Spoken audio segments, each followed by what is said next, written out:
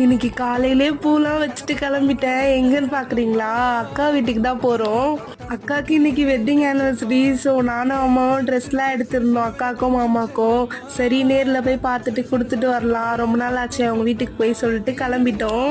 இவங்க வீட்டுக்கு போறதா இருந்தா மட்டும் ஏதோ ரொம்ப தூரம் டிராவல் பண்ற மாதிரி தோணுது. எப்படியோ ஒரு வழியா வந்துட்டேன். அப்புறம் இந்த மேடம் தான் என்னை வெல்கம் பண்ணாங்க. போனதும் எல்லாமே நான் தான் வாங்கின மாதிரி கொடுத்துட்டேன். சரி, அதுக்கப்புறம் அம்மா வாங்கிட்டு வந்தது, நான் வாங்கிட்டு வந்தது எல்லாமே மாமா பிரிச்சுட்டு இருந்தாங்க. எங்கள் அக்காவும் அவங்களுக்கு ட்ரெஸ் தான் வாங்கியிருந்தா.